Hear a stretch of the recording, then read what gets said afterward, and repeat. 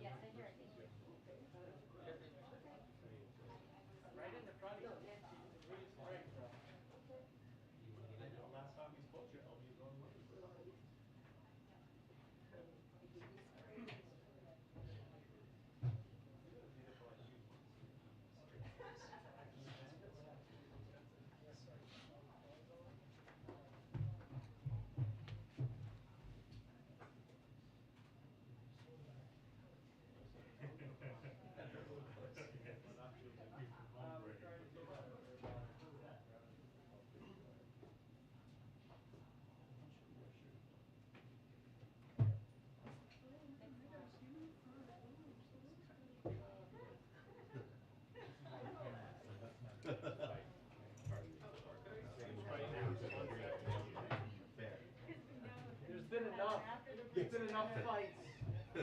Wait, who's slapping the Did not mean to trigger you. Until the cameras are turned off, and then there's going to be some fight going The on. cameras are never turned on. Yeah, let me tell you firsthand.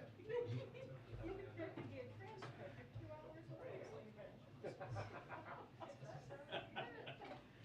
Hey, no one else? Is it too soon? No, Oh, yeah. it's not. It's not. I was like, well, I'm glad someone else did that a decade ago. Yeah.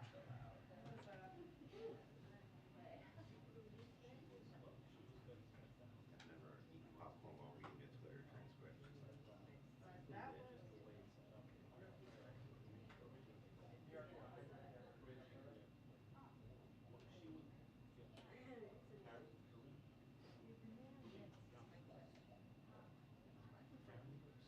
Or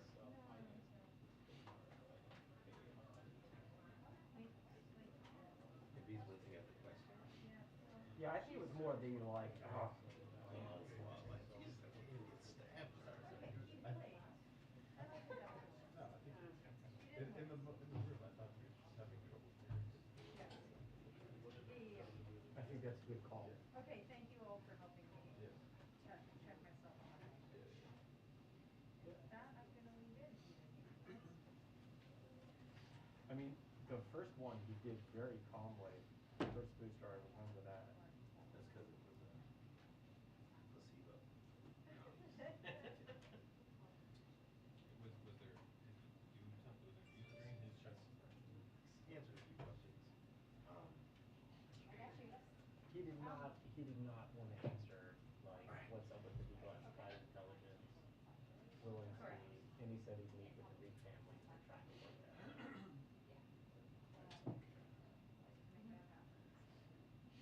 And the Title 42 is There's decision going is to be a coming decision soon. soon, but yeah, which we already, everybody's. Yeah, we've all already reported read. that. We all reported that, so. Thanks for. Thank you, Andy.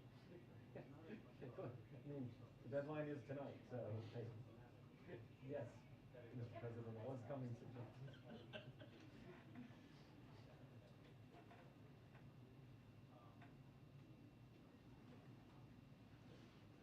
I feel bad having to like say like half my job is like reading a calendar. Yeah, right.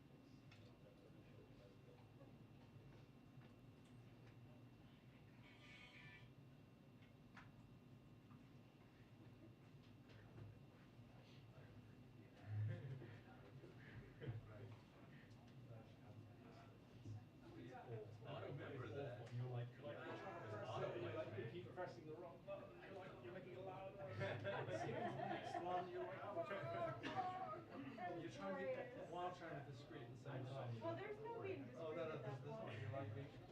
It's like awful. Did I send you the $50 that I promised you? No. Not yet, no. You just spread the phone over your shoulder. That's right. Yeah, we turn loud so that we while doing that. It's a good one. Oh, God.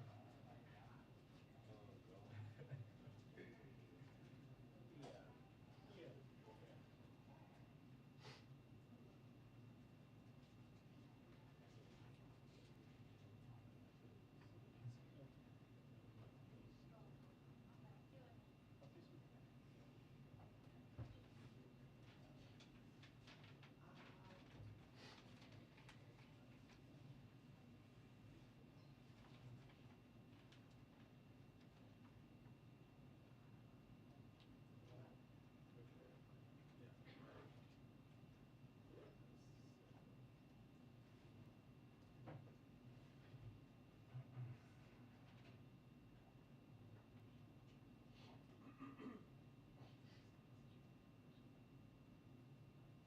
Hey, Sandra, good afternoon to you. Trying to clean up fallout from a previous cleanup effort, the president inadvertently created another mess, prompting questions about the role of U.S. troops in Poland. The White House is framing the previously unknown details as nothing new.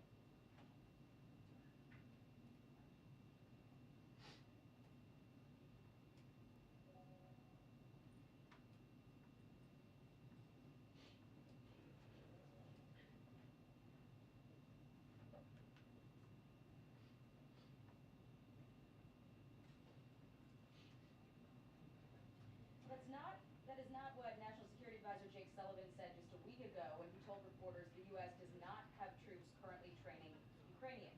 What's now being described as regular interaction between Ukrainian troops and the U.S. military was revealed by the president himself when asked to clarify yet another statement he made in Poland, indicating that American troops may be going into Ukraine.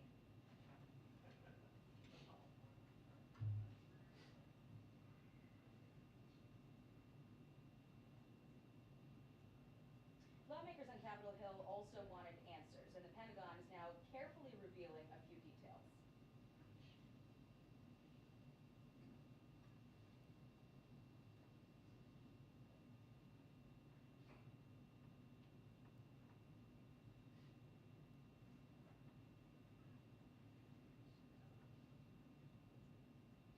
Well, the latest apparent gaffe came in a press conference. 2-minute warning to briefing. 2-minute warning to briefing. Thank you. Claiming that Biden was not, in fact, calling for regime change when he said Vladimir Putin cannot remain in power. The White House said the topic did not come up in the president's call yesterday with NATO allies, but as the man who frequently said on the campaign trail, criticizing his predecessor, the words of a president matter, these words have certainly come back to haunt him a little bit, Sandra.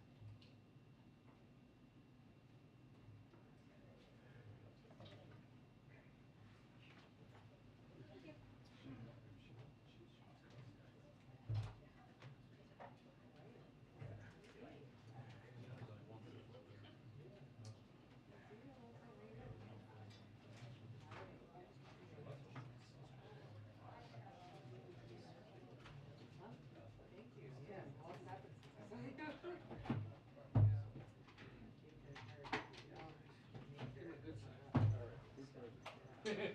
Wishing him.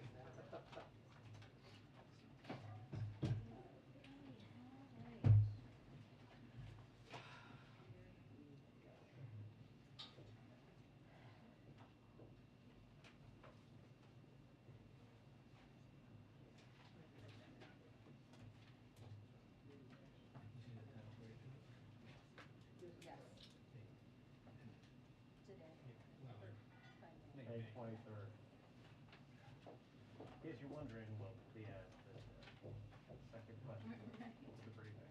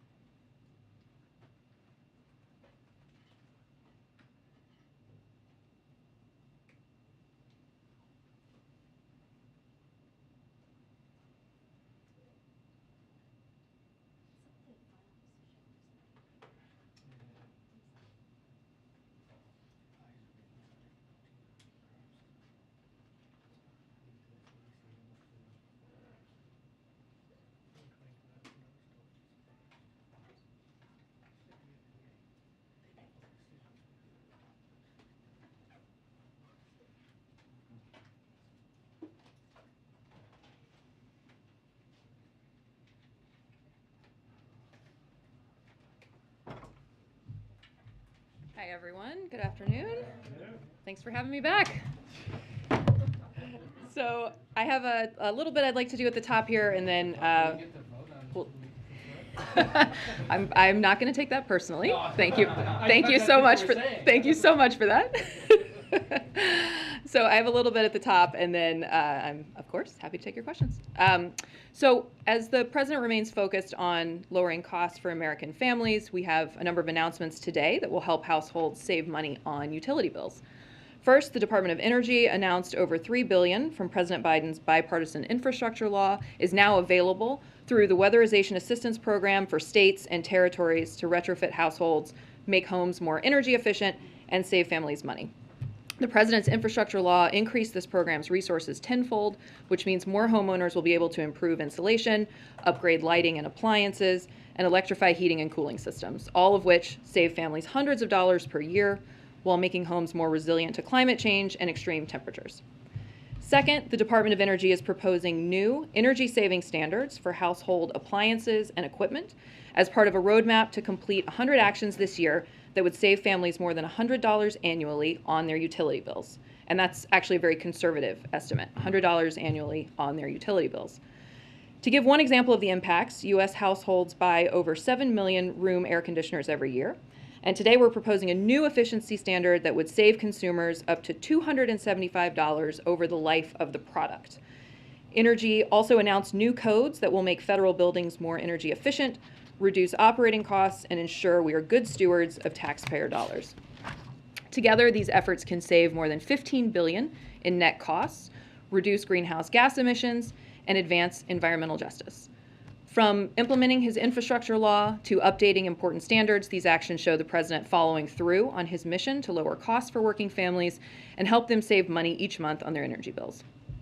And then secondly, I'd like to say, yesterday, the full Senate took its first vote on the nomination of Lisa Cook, an important step forward toward confirming her and our other qualified nominees for the Federal Reserve. We need to confirm Dr. Cook, along with the other 3 qualified nominees, Jerome Powell for chair, Lael Brainerd for vice chair, and Philip Jefferson for a seat on the Board of Governors, so that the Federal Reserve can move ahead in its work to help address inflation. We call on senators on both sides of the aisle to support these nominees because they are eminently qualified to serve. This is important, and we hope the Senate can get it done soon so they can get to work. So thank you very much. And with that, AP. Thanks, Kate. AP is reporting plans by the administration to end Title 42 by May 23rd. Is the Biden administration prepared to deal with the aftermath of ending Title 42 and the expected influx of migrants? So first, what I would say is that this is a decision that we have long deferred to CDC. Title 42 is a public health directive. It is not an immigration or migration enforcement measure. So the decision on when to lift Title 42, we defer to the CDC.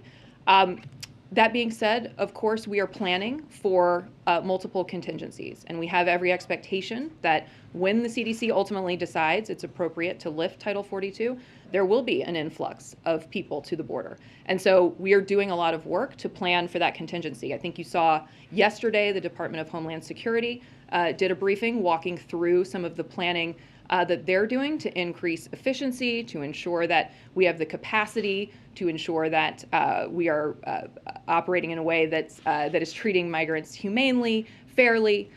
So you heard from them yesterday on some of the planning that they're doing more broadly. Now, not specifically tied to Title 42 or an ultimate decision to lift it, but just more broadly to the work that they're doing to continue to build up our migration system and ensure that we are restoring order at the border.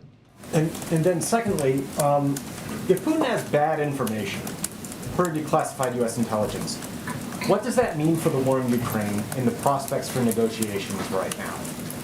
Well, I certainly am not a spokesperson for the Kremlin and cannot speak to what is in Vladimir Putin's head. What I can say is, of course, we have information that Putin felt misled by the Russian military, which has resulted in persistent tension between Putin and his military leadership. We believe that Putin is being misinformed by his advisors about how badly the Russian military is performing and how the Russian economy is being crippled by sanctions because his senior advisors are too afraid to tell him the truth. So it is increasingly clear that Putin's war has been a strategic blunder that has left Russia weaker over the long term and increasingly isolated on the world stage. On that, I mean, in the lead up to Russia's invasion of Ukraine, the administration declassified information like this to sort of lay out what Putin's intentions were. You seem to be doing that again now by making it clear that he's being misled by his advisors. Can you just discuss what's the hope and the goal in going public with this now? So again, I think what this does is paint a picture of what a strategic error Putin and Russia have made here. We saw from the outset that they, for example, made an aggressive push toward Kyiv at the beginning of the invasion. They are now publicly trying to redefine the goals of their invasion to be different than they were at the outset. I think putting forward this information simply contributes to a sense that this has been a strategic error for them. Again, I'm not going to characterize what they are thinking. I'm certainly not going to characterize how they may or may not use this information to make decisions. That's not my place. But I do think that making this information public contributes to an understanding that this has been a strategic failure for Russia. Obviously, we will continue to pursue our strategy of imposing severe costs on Russia and trying to strengthen Ukraine on the battlefield and at the negotiating table. And if Putin is being misinformed like this, then who is really pulling the strings here? That's not a question that I'm able to speak to from this podium. I think this is again, I don't speak for the Kremlin. What I can speak to is what the information that we see, which, again, as I say, shows that he has felt misled by the Russian military and has resulted in this persistent tension. And just lastly, how does this impact concerns about whether any deal that may be negotiated with Russia, between Russia and Ukraine, can be trusted? Well, again, we are not negotiators in that process. We are obviously in close contact with the Ukrainians as they work through this process. Again, our role is to do everything we can to strengthen Ukraine on the battlefield, as we've done with the security assistance, the unprecedented amount of security assistance and weapons that we've flowed to Ukraine, and also to strengthen their hand at the negotiating table by continuing to apply incredibly severe costs and sanctions on Russia. And on the intelligence, is your expectation that releasing this information are you hoping that it changes Putin's calculus or the military's calculus as they approach these things? That is not our intent. Our intent is simply to make the information available so that there is a full understanding of what kind of strategic blunder this has been for Russia and for the Russian people. And is there any more that you can share just about, whether this is an assessment that you're extremely confident in? I know, typically there's a range of views among analysts across the intelligence agencies about how solid information is. Is there anything you can tell us about how solid this is and what is underlying this that gives you the confidence that this is the right reading? Well, I can't speak more specifically to the intelligence because we obviously do not do anything to compromise sources or methods. I will simply say we have made it public and allow you to draw a conclusion from that. Thank you. So does the U.S. believe that Putin is now fully aware of the misinformation, that he now has a clearer picture of Russia's military operations and how badly it is performing? Well, again, I would just say that we obviously have information, which we have now made public, that he felt misled by the Russian military. We believe he's being misinformed by his advisors about how badly the Russian military is performing and how the Russian economy is being crippled by sanctions because, again, his senior advisors are too afraid to tell him the truth. Beyond that, I can't characterize any further than that. Are there any examples that you might be able to offer us other than Putin not knowing initially that his military was using and losing conscripts in Ukraine that show how Putin was potentially being misinformed by his advisors? I don't have any detail beyond what we've made public already. Fine. One more. U.S. officials have obviously been saying since yesterday that the U.S. is not going to be fooled by Russian claims about a withdrawal from Ukraine until you all see it happen on the ground. Does President Zelensky share in that skepticism? I'm sorry, I apologize. Ask that one more time. You all have been saying that you're not going to be fooled by Russia's assessment or promises that it is going to start withdrawing and start pulling back on military attacks in Ukraine. Right. Wondering if President Zelensky, since he spoke with President Biden, does he share in that assessment? Well, I won't characterize President Zelensky's thinking, but I will say that we continue to see evidence today of Russia attacking in places where they had previously said they would not. So I think That is self-evident, and obviously we continue to do everything we can to flow assistance, security assistance to the Ukrainians. Hey, Kate. Back to Title 42 for a minute. Back in the spring of last year, there was a very large surge of families, record surge of children migrant children at the border that overwhelmed Border Patrol stations, took a long time to get them moved into HHS, into sort of temporary shelters, and then ultimately to HHS. Since then, there hasn't been a major overhaul of the immigration system. Legislation that the president proposed is completely stalled in Congress. There have been some sort of tweaks and changes around the edges, but there hasn't been a wholesale kind of rethinking or change of the asylum system at the border. The MPP program that Donald Trump put into place is back in place by a court order, but it's also at a very low level. So what is there in place now, if there is another surge in the next month or two when this is lifted, what is there in place that gives the administration confidence that some different result will happen than happened a year ago? Well, I think if you look back to the spring, to the time period you're referencing, there was an effort to move those unaccompanied minors as quickly as possible out of Border Patrol custody and into facilities that were more suited for children. And we were able to dramatically reduce those numbers. They were in the thousands over the course of a couple of months through the work of DHS and others, and HHS, I should say. We were able to dramatically reduce those numbers, move those kids quickly out of Border Patrol custody and into the system. So I think if you look at what we were able to do last spring, there was an ability to move those numbers and move those children quickly into into facilities that were better suited for them. Writ large, I would again point to the things that the president has done to try to rebuild what was, if you remember when we came into office, a system that was decimated by the previous administration. The previous administration spent 4 years trying to tear apart a lot of the pieces of our immigration system. And so we were in many ways building from, I won't say scratch, certainly, but we were building from a place where a lot of these pieces have been torn down. So what we focused on and what the president has focused on is working with the Department of Homeland Security to give clear guidance for internal enforcement, extending and newly designating TPS, temporary protected status, for a number of countries, restarting the Central American Minors Program that the previous administration ended, putting together the Family Reunification Task Force, which we have made some progress on, reunifying some of those families who were torn apart under the previous administration. Of course, ending the Muslim ban and the public charge rule, and protecting DACA recipients. So this president has taken numerous important substantive steps. Of course, there is more work to do. There is absolutely more work to do, but we've taken serious strides forward since we took office last year. Okay, and then just one quick follow-up.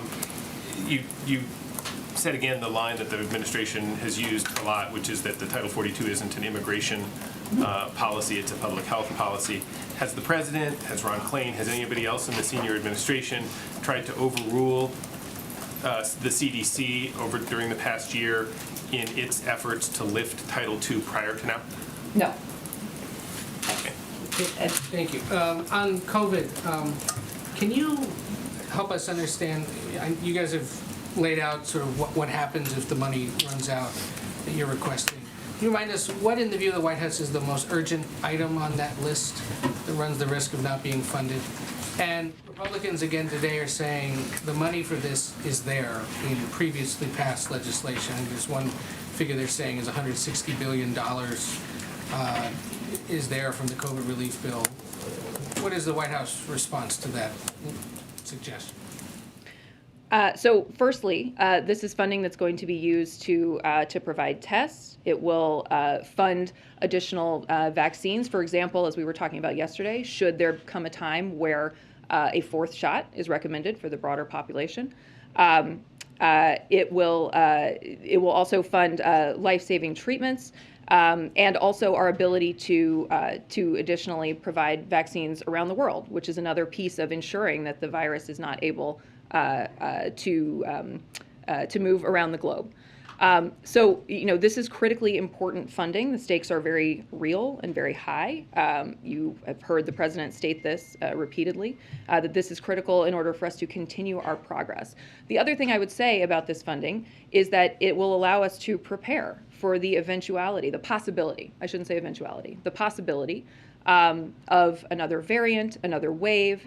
It will give us the funding that we need to be prepared for the future. So it is critically urgent in that way. And I'm sorry, what was the second part of your question? The idea that they say the money's already there, that there's unused funds from previously passed legislation.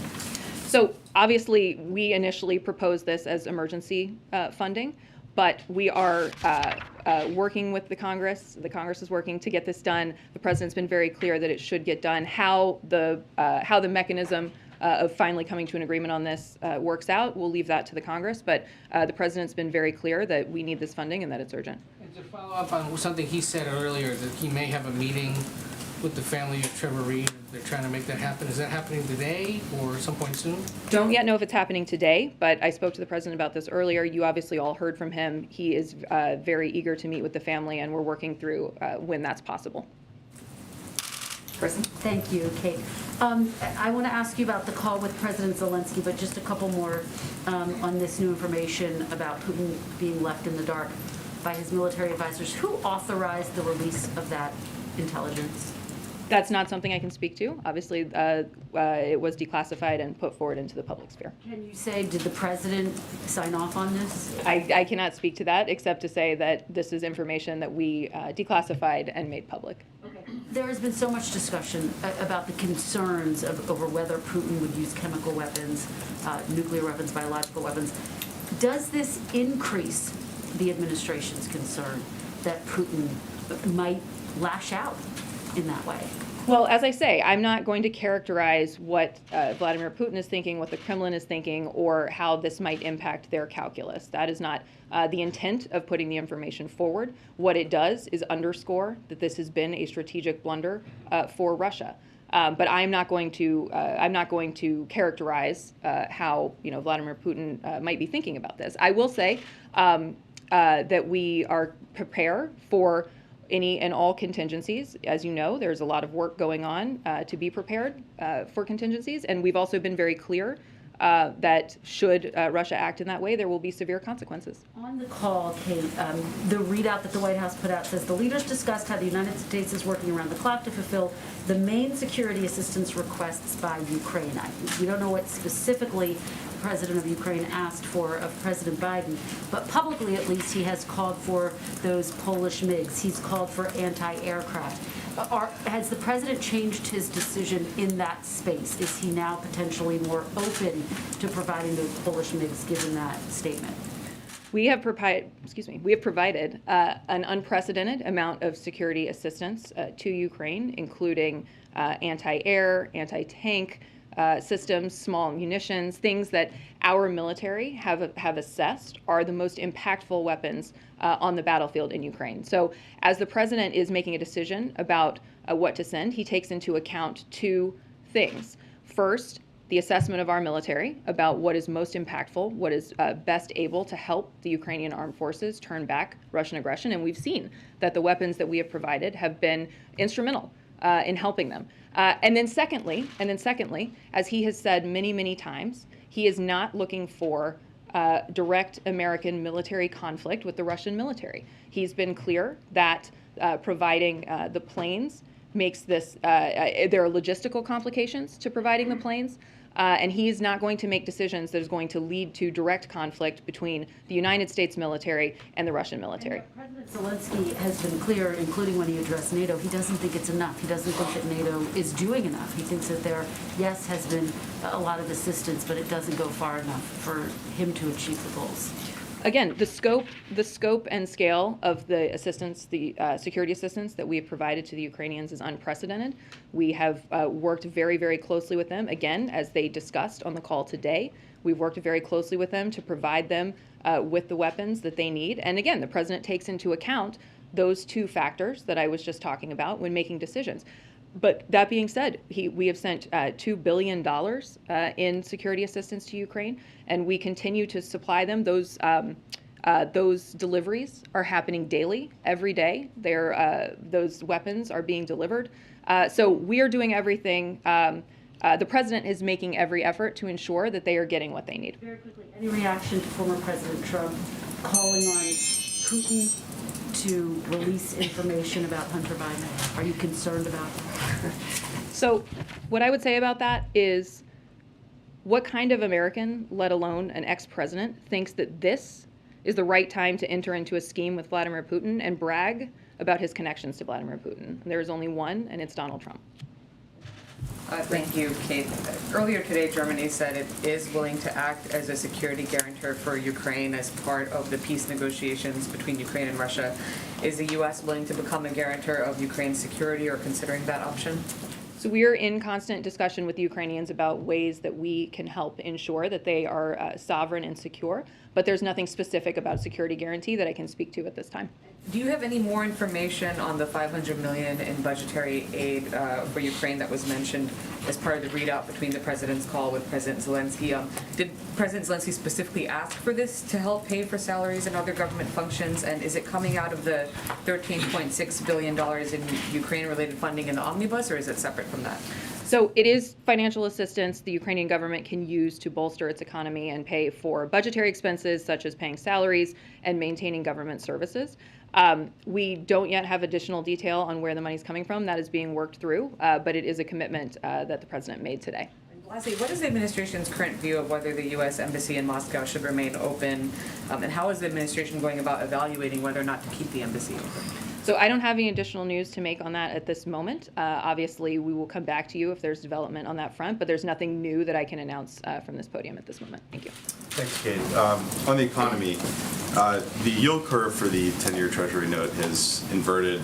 Historically, this is viewed as a sign that investors are pessimistic about the long-term view of the economy and they expect a recession is nearing. So can you tell us what the White House believes is the prospects for recession nearing and how concerned you might be about it?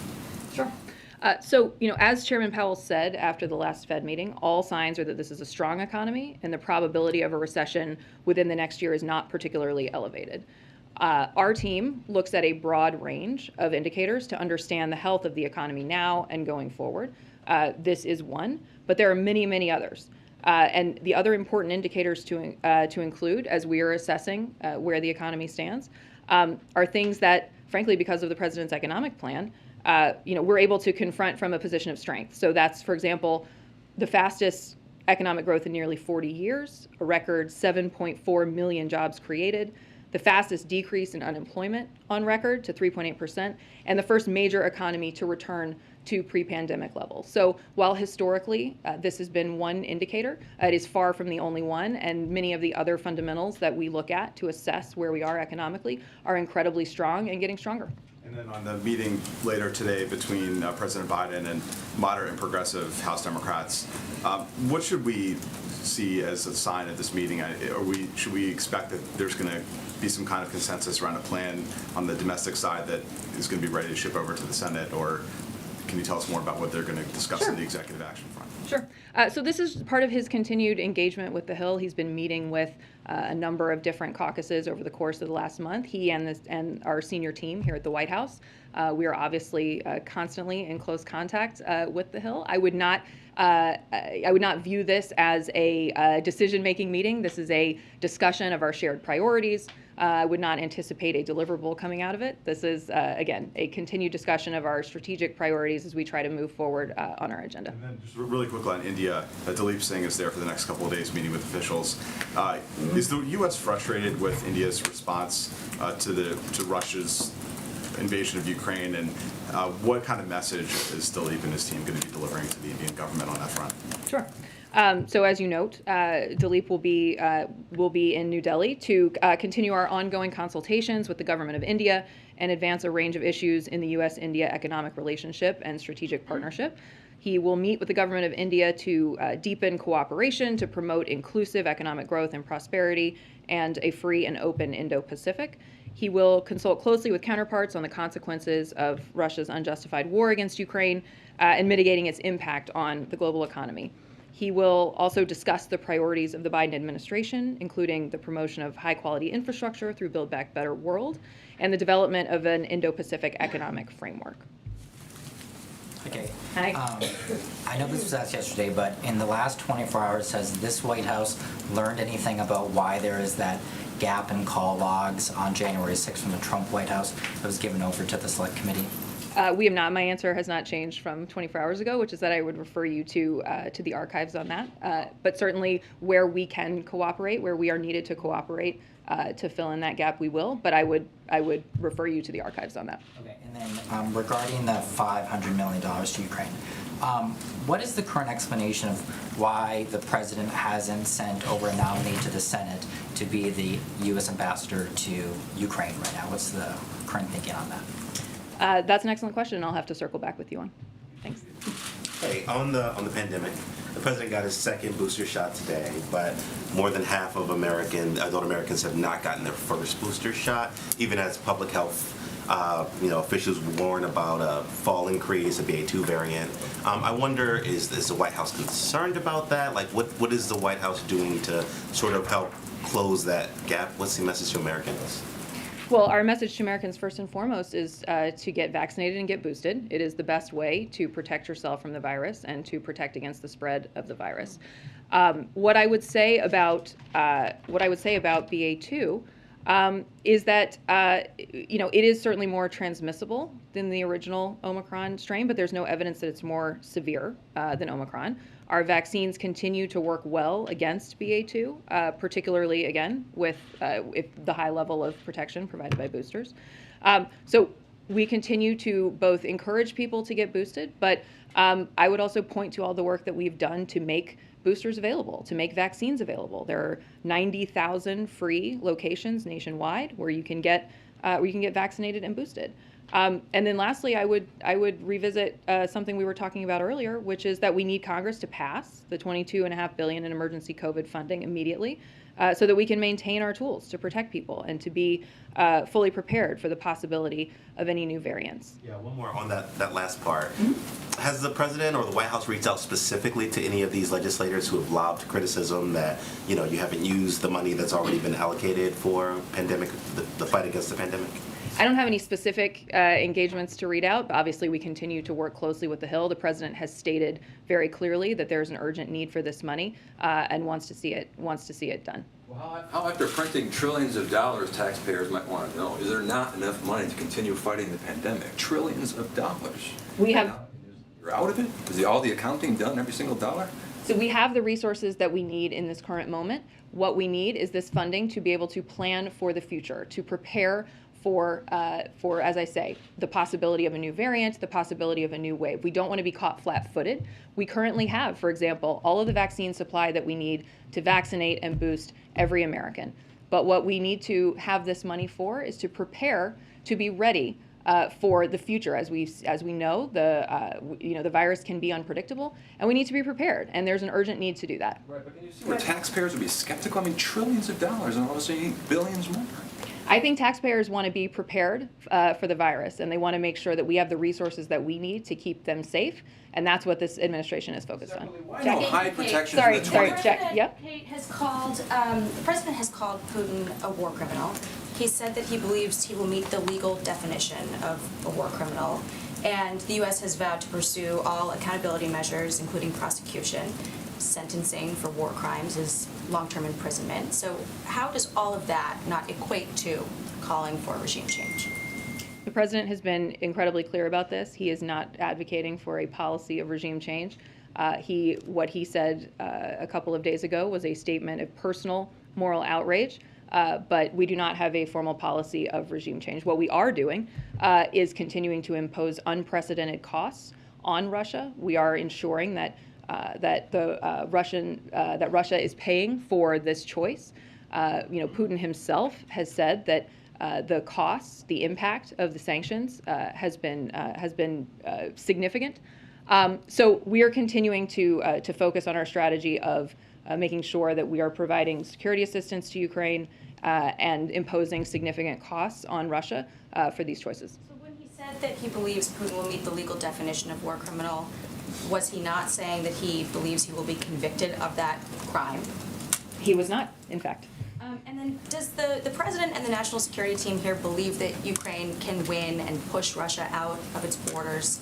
And if so, has the U.S. adjusted its strategy at all in helping Ukraine since they started to win? Well, I would argue that from the outset that we've done everything in our power, a tremendous, tremendous amount to provide Ukraine with what it needs, to provide it with the resources to turn back Russian aggression. That has been the focus of our strategy. Again, a two-pronged strategy to impose costs and provide both the security assistance and the humanitarian assistance to support Ukraine. Is there any reason why no one from this administration has just plainly said, we think Ukraine can win this war? I think in our actions and in the support that we've provided, we've been very clear that we're doing everything we can to stand with Ukraine and ensure that they are able to push back against Russian aggression. And just one more on the southern border. Has DHS requested National Guard troops to be sent to the border? Is that something the administration is considering? As far as I know, that is not currently under consideration, but I'm happy to check in on it and come back to you. Thanks. First, Senator Susan Collins came out in support of Judge Jackson's confirmation to the Supreme Court today. Do you have a reaction to the kind of confirmation that you'll have a bipartisan vote there? And then also, you know, in her statement, she said that the process is broken and that it should go back to kind of being based on qualifications, experience, and not ideology. And I'm curious what you think of that. The president is incredibly grateful to Senator Collins for her thorough and fair consideration and her support. The two of them spoke earlier in this process, and he appreciated her thoughts and her insight. Obviously, her support speaks to the qualification of Judge Jackson to sit on the Supreme Court. Judge Jackson has been working hard to earn support and, you know, as you well know, responded to Republicans' requests for in-person meetings by promising to sit down with any senator who wanted, and she has engaged very directly. She answered over 20 hours of questions, and you know, she has earned the support of some of the most respected retired conservative judges in the country and the Fraternal Order of Police, and so many others in law enforcement. She is an incredibly qualified nominee for the Supreme Court, and the president is very grateful for Senator Collins' measured, reasonable, thorough, and fair consideration and ultimately support for her. What did he make of the other part of the statement, or the White House make of the other part of the statement, that the process as a whole is broken? Well, I think what we're seeing in the immediate case is that the process is moving forward. She's receiving fair consideration. I think the president was incredibly proud of the way she handled herself during the hearings and thought she very effectively spoke to her judicial philosophy and handled incoming criticism. So I won't speak to whether the process writ large is broken, as we are focused narrowly in this moment on the process in front of us. And I would say the process in front of us is working. And I think, again, you know, Senator Collins' support today, the president was very grateful for it. Yeah, back to the intel release. I'm wondering if this is partially just an effort to embarrass Vladimir Putin, to sort of publicly shame him or something. It comes across as, you know, you say that you can't speak for the Kremlin, but then you're saying he feels misled by his advisors. It seems like there might be something going on here. No. Our aim is to show that this has been a strategic blunder for Russia, that there is ultimately this is going to leave them weaker. It is not going to leave them stronger. And I think making this information public simply contributes to the picture that strategically they are having to reorganize, to refit. And that shows that, again, this was a terrible decision for them. And at the end of the day, as we've long said, as we've said from the outset, as we said even before they invaded, we said that this would be a strategic mistake for them. And I think that is borne out. Going back to the COVID funding, I think it was your answer to Ed. I'm trying to read between the lines just a little bit, but you had said, previously we asked for $22 billion as emergency funding that wouldn't need any offsets. Now we would like Congress to get us this money. Are you saying that you're willing to accept offsets? And also, are you willing to accept less than the $22 billion? Well, what I would say is we have been very clear that we need this money now, and we're hopeful that Congress is nearing a solution. And you know, again, the president called for this initial $22.5 billion as emergency funding. But at the end of the day, we need the money. It's important. It's critical for our preparedness for the next, the next phase of COVID and being prepared so that we're not caught flat-footed. So ultimately, we are hopeful that Congress is nearing a solution on this. So we should take that as you're willing to accept the offsets. You should take it as what I said, which is that we're hopeful that Congress is reaching a solution on this, and Congress will determine ultimately where we net out on this. Thank you very much, Kate. Going back to her question, who the White House believes is winning this war? I think that the White House believes that Ukraine has fought valiantly, has been incredibly brave and resolved in the face of atrocious, brutal invasion from Russia. I think what you've seen in the actions from this White House is that we have provided weapons, we have provided assistance, we have been there every step of the way and will continue to be, and we have put enormous economic pressure on Russia in order to hopefully drive this conflict to a solution. So, I think, again, I don't know that I have to say it. I think that our actions show, and the support that we provided shows that we believe that Ukraine has been incredibly brave, incredibly strong, and we're going to continue to support them as they move forward. Do you want to know? Yeah, do you mind? Because President Zelensky just tweeted also that President Biden him talk about a new package of sanctions. Do you have anything more specific on that? So I don't have anything that I can preview in this moment, but certainly we are continuing to look at options to expand and deepen our sanctions, and I anticipate that we would probably have more for you on that in the coming days. Okay, thank you, Kate. Two quick ones, hopefully. Could you give us any steer on the additional capabilities bit of that readout from the Zelensky call? Is there a shift in thinking perhaps that Ukraine needs a different category of weapons, not just enough to hold the Russians back, but actually to push them back? So an example of one of those additional capabilities, something that we talked about a little bit last week while we were in Europe, ship-to-shore capability, anti-ship capability. That's just one example. Beyond that, I'm not going to go into further detail on what's being discussed, except to say that we're doing everything we can to ensure that Ukraine has what it needs on the battlefield. Thank you. And the other one is today Boris Johnson said, very black and white, he said sanctions, Western sanctions, not just British, or G7 sanctions, should stay in place until the Russian troops are all gone. That was a lot more black and white than anything that's come out of the White House. Does the White House share that kind of maximalist goal with sanctions? Are they going to stay there until the last Russian troops are gone? That's not something that I'm going to be able to pre-state in this moment. I will let Boris Johnson and the UK government speak for themselves. Yes. Yeah, thanks, Kate. There have been some reports recently that some Democratic senators on the Hill have expressed concerns about Eric Garcetti's nomination to be ambassador to India. Does the White House still have confidence in him and its ability to get him confirmed? We do. The president has confidence in Mayor Garcetti, believes he will be an excellent representative in India. I would remind you that his nomination advanced unanimously with bipartisan support in committee. And we're continuing to engage with senators and working to earn bipartisan support for his nomination and believe he should receive a vote in the Senate expeditiously. Yeah. And earlier this month, President Zelensky signed a decree to combine Ukraine's national TV channels into one platform, saying he wants to create a unified information policy. Ukraine also announced that it was banning 11 political parties with ties to Russia. Is the White House concerned at all about these moves by the Ukrainians? So this is the first that I'm hearing of it. I will look into it. I'm happy to talk to our national security team and get back to you. Thanks. Kate? Thanks, Jen. Seriously. High praise.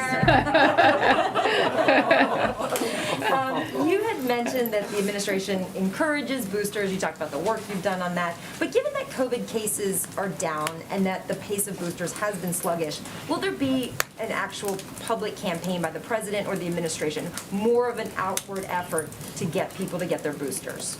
Well, I think we will continue to do the work we've been doing. And today we launched a new website, covid.gov, which gives people what they need to track transmission in their community, to find a test to treat location. So an opportunity, a location where you can go, you can get a test, and if you're positive, you can get an antiviral. So this website is part of our effort, our continued and ongoing effort to make sure that people have what they need to deal with COVID as we move into potentially the next phase of this disease. You know, from the outset, we have said and continue to believe, because the science shows, that getting vaccinated, getting boosted is the best thing that you can do in order to protect yourself from the virus. So that has been a big piece of our public messaging. That's been a big piece of our message to the country, and it will continue to be. The president today described this new moment where he said COVID no longer controls our lives. How critical is it that Americans get boosted to stay in this new moment right now? It's important, and our message has consistently been that it is important to get boosted. The science shows it is the best way to prevent the spread of the virus and to protect you and your loved ones and your family and your friends from getting sick. So our message will always be: it is important to go out and get boosted. We are doing everything in our power. We have done everything in our power to make sure that boosters are free and available to everybody in the country. Yes. Thank you. Regarding the president's budget proposal, which was released earlier this week, Senator Manchin is already saying that he can't support this so-called billionaire's tax because it would tax unrealized gains on certain assets. Wanted to hear your response to that, and I'm also wondering if he sticks with that. You know, given his opposition, does that mean this proposal is DOA? Well, what I would say is that the president's budget is a classic Joe Biden budget. It is focused on security. It is focused on security in our communities, security abroad, and it was designed in order to help ensure that we have the money in reserve to pay for and bring down the deficit. Even after Congress sends us whatever they ultimately send us on the proposals that he very much wants to see passed to lower prescription drug costs, to lower the cost of childcare, to tackle the climate crisis. So the key priorities in this budget are those, and ensuring that the wealthiest pay their fair share. Obviously, I think Senator Manchin and President Biden share a belief that the rich should pay their fair share. And we'll allow the process of negotiation to work itself out. I'm obviously not going to negotiate from the podium, but I do think that Senator Manchin and President Biden share that fundamental belief that the rich should pay their fair share, the wealthiest, I should say, should pay their fair share. And so we'll continue to work with him and to work with Congress to move these forward. 21 states have filed a lawsuit against the government because of the mask mandates on transportation. I wonder if the White House is prepared through the CDC to issue some new guidelines to lift these mask mandates. So I don't have any news to make on this at this moment. I will say these are conversations that are underway, and certainly when we have news to make on this, we'll come back to you. Thank you, Kate. When I asked Jake Sullivan the question of whether no one in the administration had said definitively whether or not the White House thinks that Ukraine can win this war, he referred me to the Pentagon. And moments ago, when the same question was asked to you, you said, I don't know. I don't know. I have to say it. But the president has said, I don't care what Putin thinks. So why isn't the administration being more definitive on this question? Is it for fear that this might provoke Moscow? Is it that you don't have a clear definition of what victory might look like over there? I think what is important here, as I said in my previous answer, I think what's important here is our actions. I think we have provided the security assistance, we've provided the weapons to Ukraine. We continue to support Ukraine. We continue to do everything in our power to ensure that they have what they need. So I think if I don't think there should be any question about whether this White House and this president is doing everything in his power to support Ukraine in the face of Russian aggression. But towards what ends? Thank you, Kate. Two questions, one on Iran, one on electric vehicle. So on Iran, today Secretary Blinken announced a new sanction against Iran over the ballistic missile activities. Will this endanger the nuclear talk? Sorry, the second part, second part? Will this endanger the nuclear talk? No, not at all. In fact, these sanctions are not connected to the Iran deal.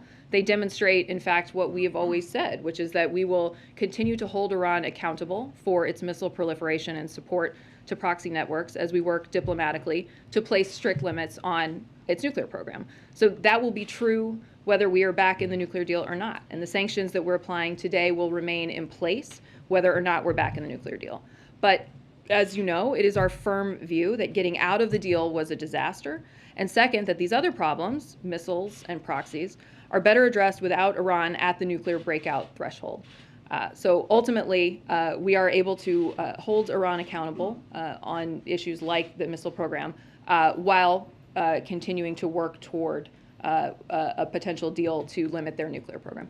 Second question on the electric vehicle. So yesterday, you announced investment in electric vehicle, and this week, actually, a Chinese company called Semcor, which is Shanghai Energy New Material Technology, just announced a new electric vehicle battery investment in Ohio, which will create around 1,200 jobs. We know pushing cutting-edge technology and preserving supply chain is Biden administration's priority. But would you also worry about national security aspect and future supply chain concern over a Chinese investment on those items? Well, as you say, a significant economic priority, a significant plank of the Biden economic agenda is bringing our supply chains to America, making more in America, manufacturing in America. The president has been very focused on taking steps to ensure that we're doing that, and we're seeing investment. You'll all remember the investment that Intel announced a couple of months ago. These are investments that are happening in part because President Biden is creating an environment where companies feel like they will get the support and they will therefore bring their jobs here. On the national security question, I would only say, of course, we would always review and undertake all of the necessary steps, but I don't have anything beyond that to say. Oh, okay. Thank you all. Appreciate it.